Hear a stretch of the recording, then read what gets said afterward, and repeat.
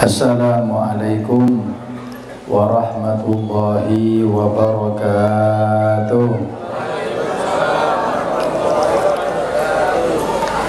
Alhamdulillahi rabbil alamin, wassalatu wassalamu ala ashrafil anbiya'i wal mursalin, sayyidina wa habibina wa syafi'ina wa qurrati a'yunina Muhammad sayyidil anbiya'i wal mursalin wa sayyidish syuhada'i was salihin, salawatu rabbi wa salamuhu alaihi wa alaihim ajma'in, amma ba'du. Subhanaka la ilma lana illa ma 'allamtana innaka antal alimul hakim.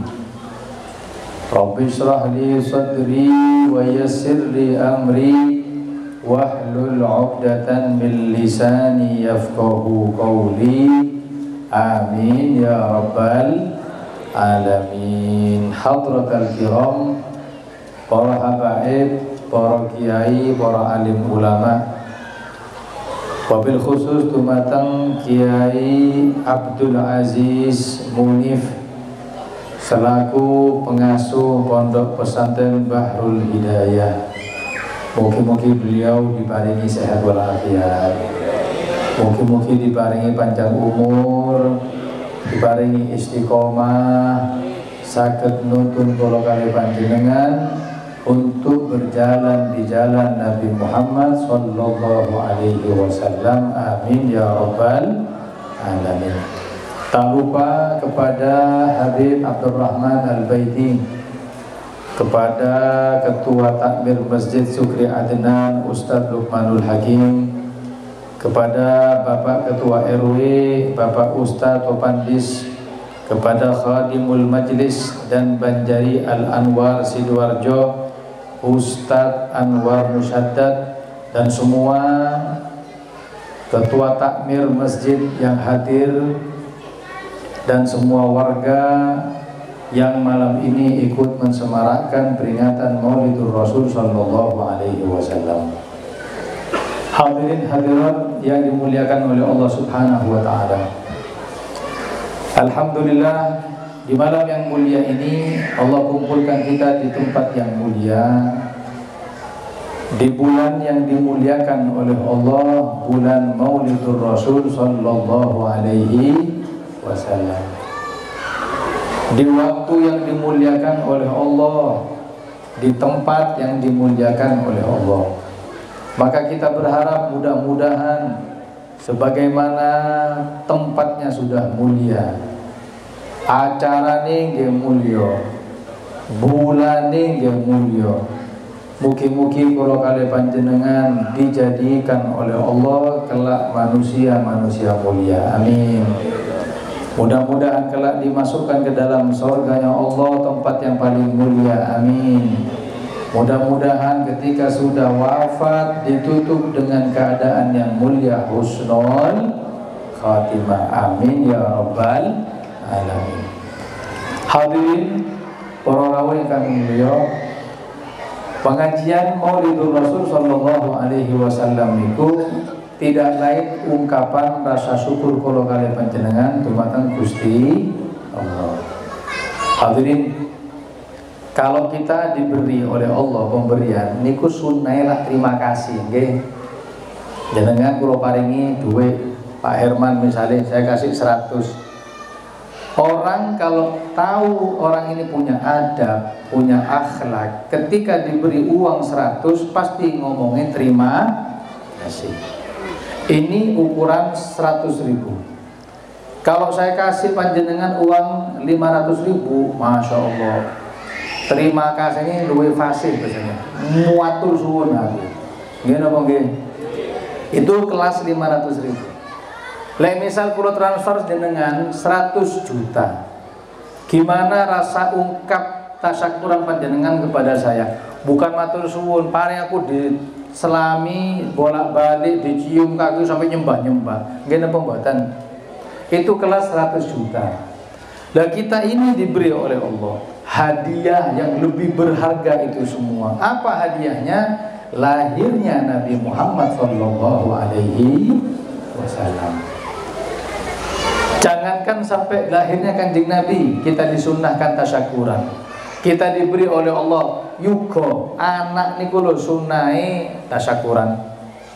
Nabi mengatakan kalau kalian punya anak diberi oleh Allah, nggih, anak laki-laki sunnah tasyakur. Bagaimana sunnah tasyakuran? Nggih, mengadakan walimatul aqiqah. Nyembelih kambing 2 kalau anaknya laki, menyembelih kambing 1 kalau anaknya perempuan.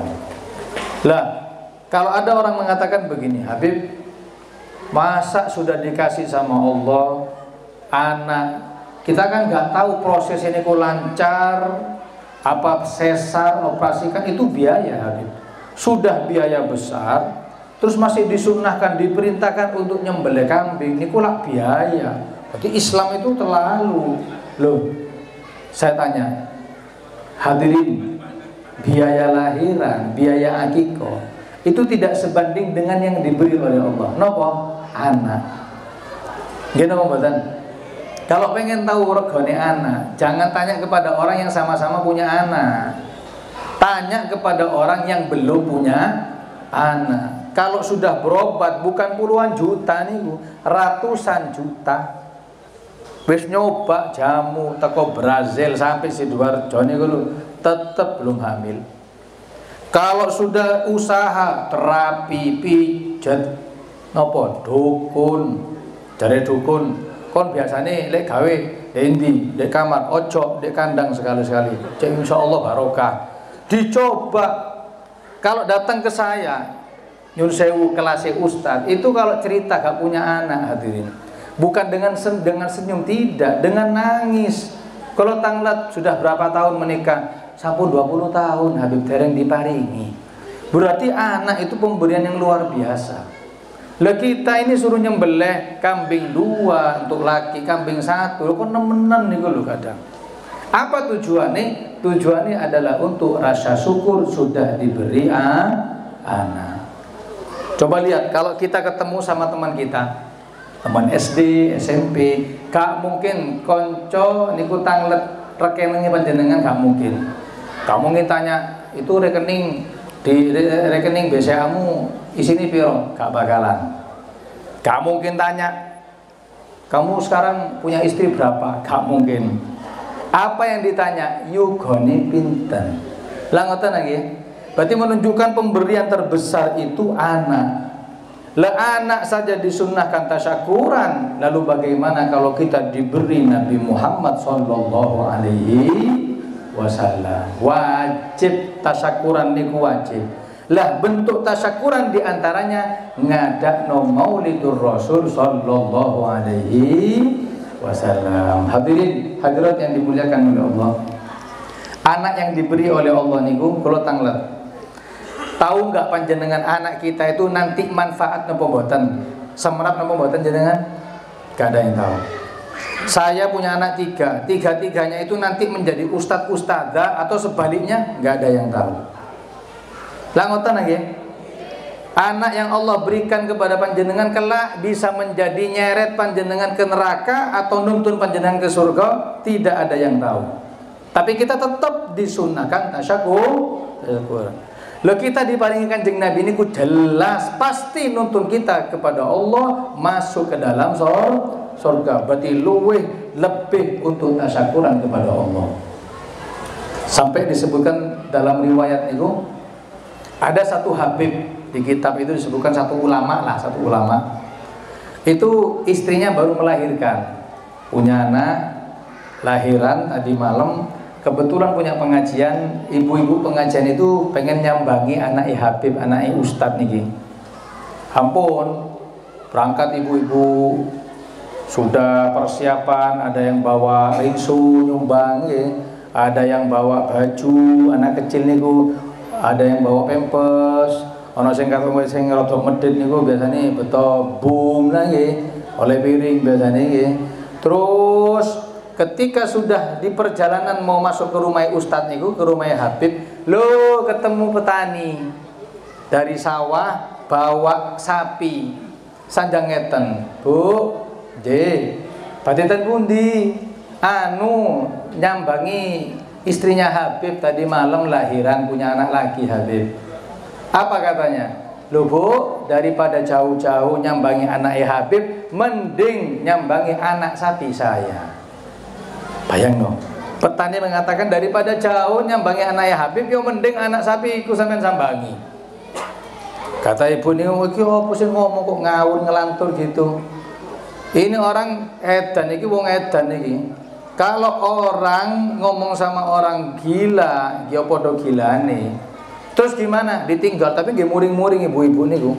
Sampai ke rumah Habib, pas sampai ke rumah Habib, Habib tahu. Kiai ini tahu, ustadz ini tahu kalau ibu-ibu mungkin ada sesuatu yang tidak enak. Ketika masuk, monggo-monggo, kata ustadz, kata Habib ini, monggo-monggo. Ketika duduk, langsung ditebak. Wonten nopo kok muring-muring? Ngomong salah satu ibu niku, "Nggih Habib, ten dalan niku lho kepanggih kali tiyang petani beto sapi." Ngomong gini, ketimbang jauh-jauh nyambangi anaknya Habib, mending anak sapi saya cek barokah. Apa kata Habib? Apa kata ustadz tadi itu? Lho niku leres. Kata ibu-ibu, "Lho yo nopo sih Habib dibela ini bela kono?" Lho yang bener itu. Lho gimana sih Habib? Gini, kata Habib, dengarkan. Gini. Sampai nyambangi anak saya yang baru lahir itu 10 tahun ke depan manfaat atau tidak saya tidak tahu. Anak saya ini 20 tahun ke depan ini jadi anak soleh atau sebaliknya anak yang tidak soleh saya tidak tahu. Kelak di akhirat manfaat buat saya menguntungkan atau memberatkan timbangan, bahkan nyeret saya ke neraka saya nggak tahu. Tapi nyun sewu, rek anak sapi sebulan sampai dol, masya Allah Pak Ayu regane naik niku. Nggih napa mboten? Apalagi setahun, wah tambah larang. Pas dijual bulan haji, yo tambah larang. Berarti anak yang kita punya tadi itu belum tentu manfaat, tapi tetap sunnah ditasyakuri. Le kelasnya anak sunnah ditasyakuri, bagaimana dengan kelahiran Nabi Muhammad sallallahu alaihi wasallam. Hadirin hadirat yang dimuliakan oleh Allah, perayaan Maulidur Rasul itu bukan lagi menjadi sunnah saja nih hadirin, sudah menjadi wajib. Kenapa? Kalau tidak ada Kanjeng Nabi, kalau kalian panjenengan itu mungkin menjadi umat yang sesat. Hadirin, kalau tidak ada Kanjeng Nabi, mungkin lebaran kita bukan Idul Fitri. Gimana buatan? Hadirin, kalau tidak ada Kanjeng Nabi, mungkin hukum kita, hukum di tengah-tengah masyarakat bukan hukum Islam, tapi hukum rimba, sing kuat sing menang. Kemarin saya baca buku, baca kitab tentang bagaimana keadaan umat-umat sadarnya Kanjeng Nabi, umat jahiliyah. Yang saya baca itu bukan umat dulu itu disiksa, kemudian diturunkan azab, tidak. Yang saya baca itu bagaimana pernikahan di zaman jahiliyah. Sampai kalau mikir, kalau tidak ada Kanjeng Nabi, tidak ada malam 12 Rabiul Awal, mungkin pernikahan jahiliyah itu kita lakukan hadirin. Saya baca ada 12 pernikahan jahiliyah. Saya sebutkan 4 saja. Penjahiliyah niku ada namanya, 1, nikahul badal. Napa nikahul badal? Nikah ijol-ijolan. Seorang suami ketika nikah 10 tahun, 20 tahun, mungkin bosan dengan pasangannya, boleh menukar dengan pasangan temannya. Kita laki nyun sewu, gak mungkin 24 jam sampai puluhan tahun ngomong, "Beb, saya tidak mau ganti ini tok." Gak mungkin hadirin. Pasti ono perasaannya nggih. Kadang nggih wonten sing ngomong ngene, "Beb, mosok ngrasani nopo mosok saya merasakan cuman seperti soto tok, kapan-kapan nggak pengen rawon, Beb." Itu ada perasaan seperti itu. Menunjukkan sifat laki-laki itu ada bosannya. Lah dulu di zaman jahiliyah boleh menukar pasangan dengan temannya. Coba lihat, kalau tidak ada Kanjeng Nabi, tidak ada malam 12 Rabiul Awal, mungkin kita sudah menjadi pelakunya. Na'udzubillahi min dzalik. 1. Kedua, ada di zaman jahiliyah itu namanya nikahul liwa. pernikahan yang ditancapkan bendera. Seorang wanita kalau sudah siap, nyun sewu, maknanya siap itu tidak lagi haid, tidak dapat menstruasi, lagi siap dibuahi, itu menancapkan bendera di hadapan rumahnya, cek. Terus menunjukkan tanda siapapun orang laki yang mau menghamili dirinya, monggo. Sampai badhe nyumbang nopo? Kuping, monggo. Nyumbang tangan, monggo. Nyumbang tiap hari, silahkan. Terus ketika perempuan ini hamil, baru di stop. Kalau sudah hamil, stop. Terus ditunggu sampai lahiran. Terus laki-laki yang tahu ngumpulin itu dijejer. Setelah dijejer, anak ketika keluar dipodok. No, iki lho. Oh, iki ireng iku. Duduk wong Batu, modele wong Sidoarjo iki. Itu dulu hadirin. Bayangkan kalau tidak ada Kanjeng Nabi, tidak ada syariat Islam, mungkin kita pelakunya. Na'udzubillahi min dzalik. 2. Ketiga, ada namanya pernikahan nikahul warathah. Pernikahan warisan. Gimana itu, Beb? Gini. Kalau ada suami istri punya anak pertama laki-laki, anak sulung laki-laki, itu suami atau ayah wafat, maka istrinya, ibunya si anak itu menjadi warisan anak. Menjadi nopo? Warisan si anak. Bukan lagi ibu, jadi istri. Boleh dijual menjadi budak atau dikumpuli layaknya istri. Bayangno kalau tidak ada malam 12 Rabiul Awal, tidak ada Maulidur Rasul, mungkin kita pelakunya. Na'udzubillahi min dzalik. Banyak hadirin. Itu yang ketiga. Yang keempat, ada juga pernikahan yang meminjamkan istri kepada orang-orang tertentu.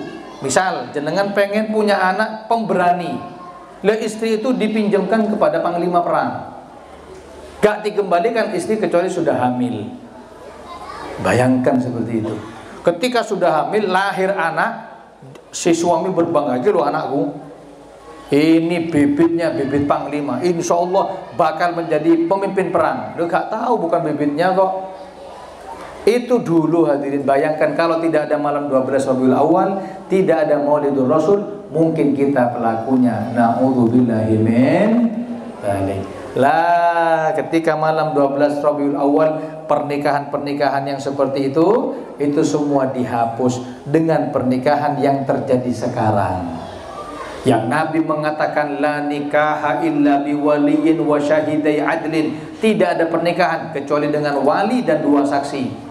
Menikahi ibu gak boleh, menikahi kakak gak boleh, menikahi saudara kandung gak boleh, menikahi bibi saudaranya ayah atau ibu gak boleh. Semuanya sudah jelas syariat Islam barokai Nabi Muhammad sallallahu alaihi wasallam. Lah sekarang kita diselamatkan urusan pernikahan, masa jenengan buatan tasakur? Ya tasakuran ta. Terus gimana tasakurannya, Bib? Ngadak no maulid semacam ini. Hadirin, ngadakan maulid itu gak harus besar seperti ini. Ngadakan maulid itu yang penting kita ada rasa takdim baca maulid yang sudah dikarang para ulama niku. Jangan panjang-panjang, Bun. Baca sampai ngundang 10 orang, 15 orang tetangga itu, bacakan ya Rabbi sholli, mahallul qiyam, asyraqal, baca doa sampun. Didum konsumsi ini. Tapi wajib ono konsumsi ini loh ya, ojo gratisan loh sampean. Kasihan tonggo niku sing diundang. Loh kenapa? Apa manfaatnya buat maulid? 2 manfaatnya buat maulid. Napa? Yang pertama, rasa tasyakuran dumateng Gusti Allah. Yang kedua, orang buat maulid berarti orang itu mengundang datang ruhnya Nabi Muhammad ke dalam rumahnya. Amin Allahumma. Hadirin, saya tanya, yang jenengan ngundang Yai tadi, Yai Abdul Aziz ke rumah panjenengan, kira-kira Yai ini kudu dugi napa mboten? Dugi kan nggih?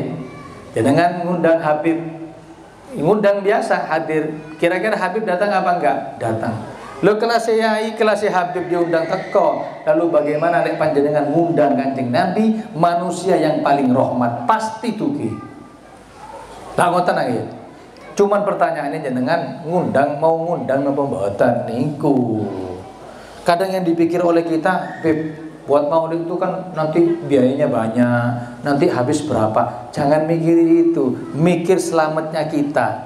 Rumah kita kedatangan ustaz, itu kita cerita ke tetangga sudah sampai 1 tahun kadang. Ayo, misal ustadz yang viral sekarang nak Puas Adi Hidayat nih. Misal tahu-tahu sowan main ke rumah jenengan, masuk sampean foto bareng, sampean kondo-kondo teng tonggo-tonggo niku lho. Uwas niku lho mampir teng griyok kula, foto kali kula. Nggih napa nggih? Itu kelas Uwas. Lalu bagaimana kalau yang mampir ke rumah kita nabinya Uwas? Bagaimana kalau mampir ke rumah kita itu Rasulullah sallallahu alaihi wasallam?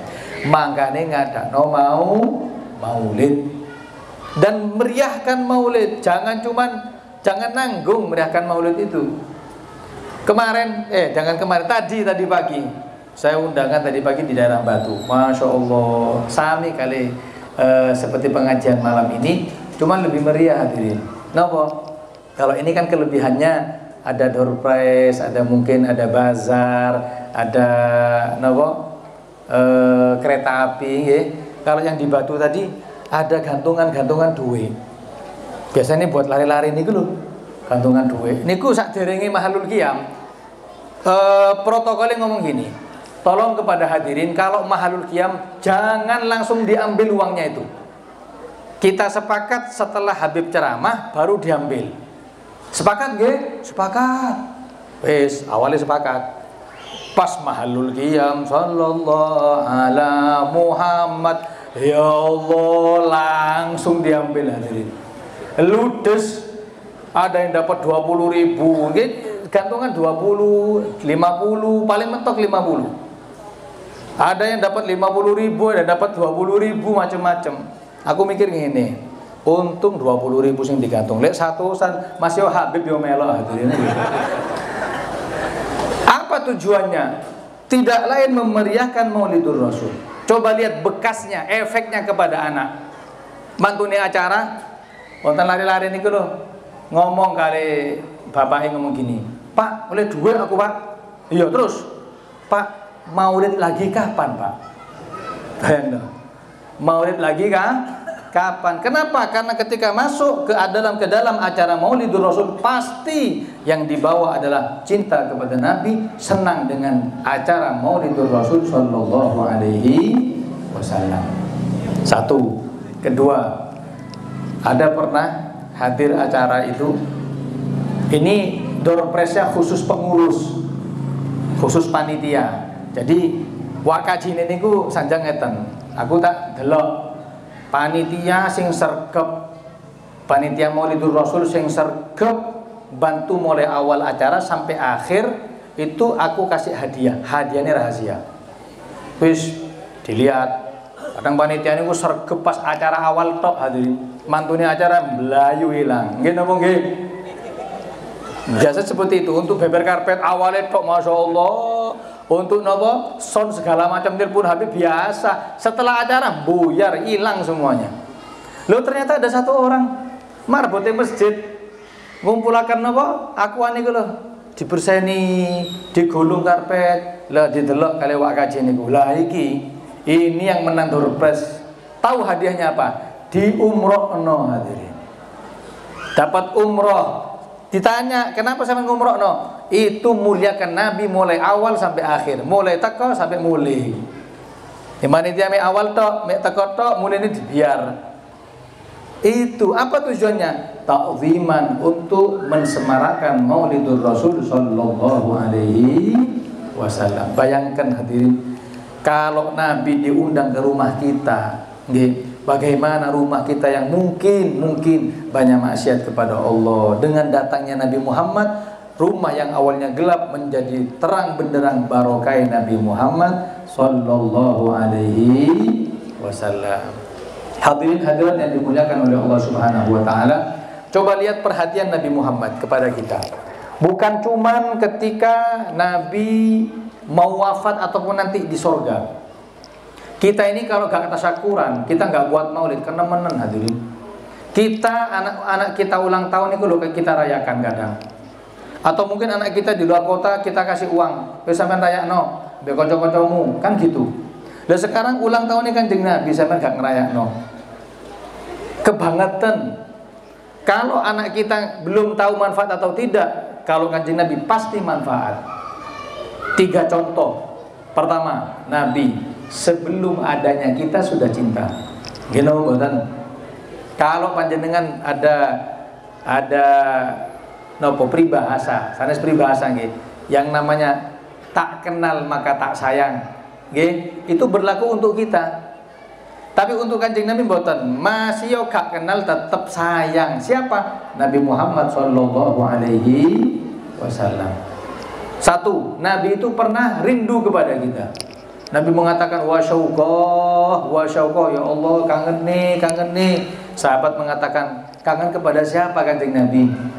Nabi mengatakan kepada kaum yang belum pernah melihat saya, yang mereka cintanya luar biasa. Le asrokulan sampai nangis, dia belum pernah melihat saya sudah cinta. Itu sudah mikiri kita. Kedua, ketika Nabi ada di Madinah, ada di Mekah, banyak riwayat menyebutkan sahabat niku tanglet Kanjeng Nabi. Nanti di akhirat, di surganya Allah, orang yang paling banyak masuk surga siapa? Kata Nabi, separuh penduduk surga niku umatku. Bayangkan jumlahnya Nabi pinten Pak? Semua jumlah Nabi itu berapa? 25? Bukan, sudah 25 ke apal sampean nggih. Jumlahnya Nabi itu 125 Nabi dan 313 Rasul. Ada nabi-nabi yang tidak disebutkan dalam Al-Quran, seperti Nabi Syith, Nabi Samuel, Nabi Daniel, Nabi Sirjis, Nabi Uzair. Itu banyak nabi-nabi yang tidak disebutkan di dalam Al-Quran. Nabi. Bahkan ada yang mengatakan Ashabul Kahfi yang jumlahnya 6 atau 7, itu ada yang mengatakan semuanya nabi. Ada dalam Al-Quran namanya surat Luqman, Luqmanul Hakim. Itu ada yang mengatakan Luqman itu nabi. Bayangkan panjenengan 125 nabi dan 313 rasul, itu semua punya umat. Dan umur dari nabi-nabi tadi itu ratusan tahun, ribuan tahun hadirin. Ada yang meninggal 750 tahun.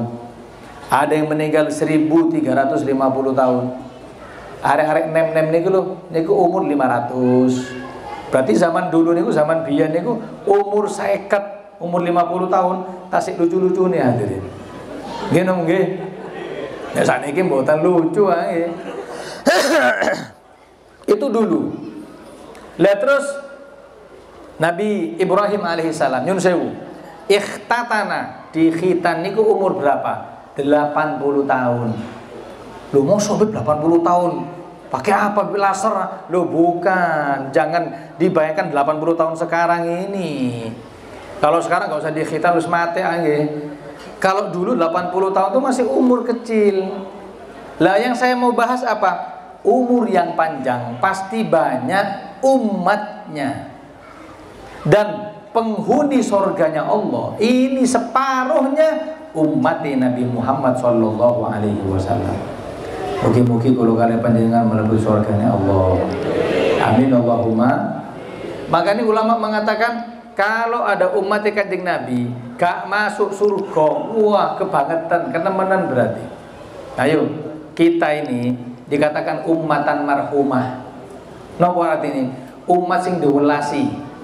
Tidak ada gerakan amal ibadah kecuali berpahala. Ayo, saya tanya. Amal apa meneng tok oleh pahala? Ayo, gak usah sholat. Napa? Husnudzon di hati niku lho pahala panjenengan.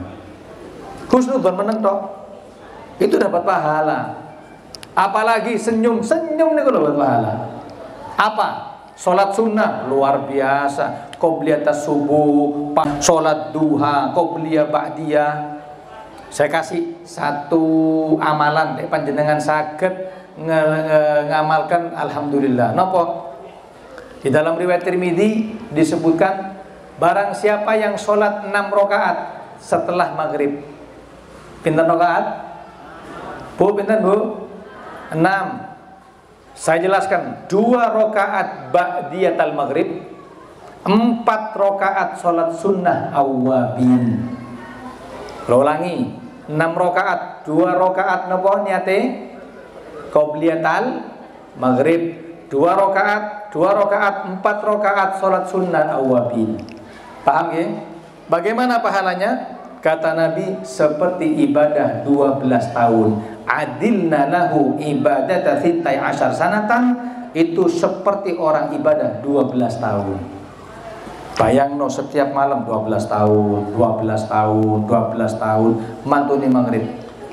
Ini umat diwelasi hadirin. Umat dapat musibah, apapun musibahnya, itu bukan siksa dari Allah, itu hamparan pahala. Bahkan orang dapat musibah itu bukan siksa dari Allah, tapi pahala yang luar biasa. Napa malih nyun sewu ge nyun sewu.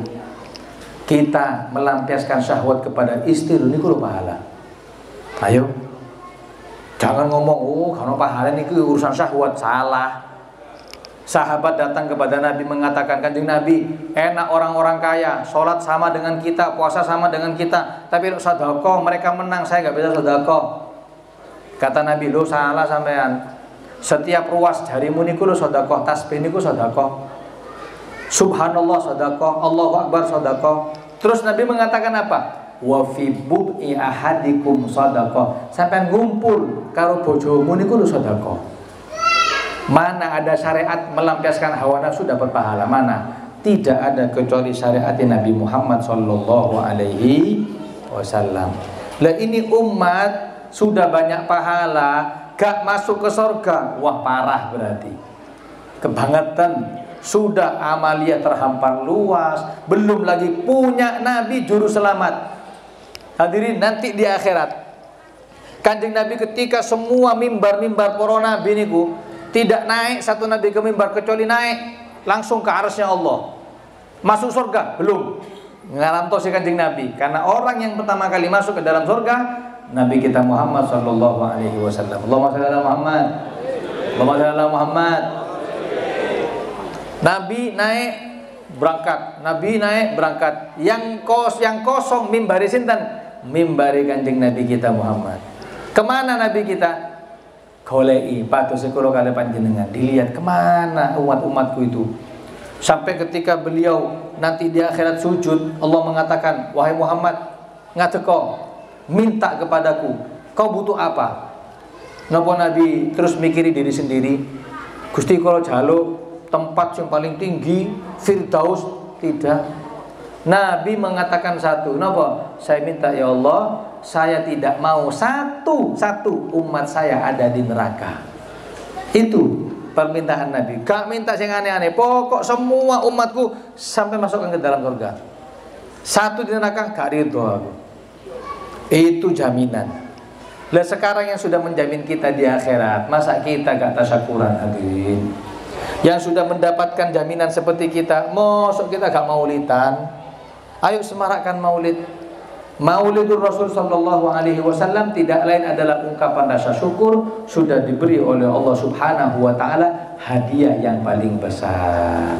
Mudah-mudahan Allah beri kepada kita barokah Kanjeng Nabi. Mudah-mudahan Allah beri kepada kita syafaat Kanjeng Nabi.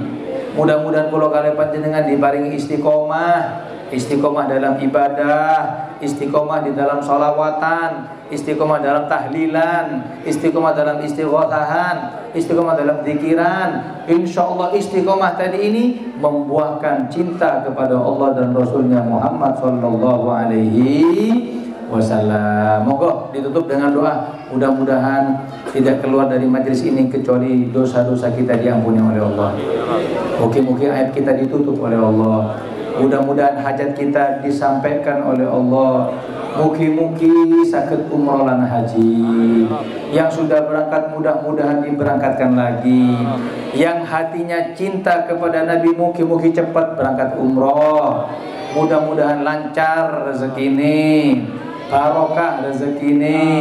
yang punya sakit disembuhkan oleh Allah, yang punya musibah diangkat musibahnya oleh Allah, yang tidak lancar usahanya dilancarkan oleh Allah, yang belum datang jodohnya mudah-mudahan datang jodohnya oleh Allah. Mudah-mudahan semua diberi oleh Allah. Anugerah yang paling besar, meninggal dalam keadaan husnul khatimah. Ditutup dengan syahadat sebelum wafat, asyhadu an la ilaha illallah wa asyhadu anna muhammadar rasulullah. Asyhadu an la ilaha illallah wa asyhadu anna muhammadar rasulullah. Asyhadu an la ilaha illallah wa asyhadu anna muhammadar rasulullah sallallahu alaihi wasallam. Kalimatu haqqin 'alaiha nahya wa 'alaiha namut wa 'alaiha nabatu insyaallah ta'ala wa nahnu minal aminin. Tsabbatakallahu bil qawli tsabit. Ya Rabbal Alamin, Ya Arhamar Rahimin, Rabbana hab lana min azwajina wa dhurriyyatina qurrata a'yun waj'alna lil muttaqina imama. Rabbana atina fid dunya hasanah wa fil akhirati hasanah wa qina adzabannar. Wa sallallahu ala sayyidina Muhammad wa ala alihi wa sahbihi wasallam. Walhamdulillahi rabbil alamin. Taqabbal minna bi hurmatil Fatihah.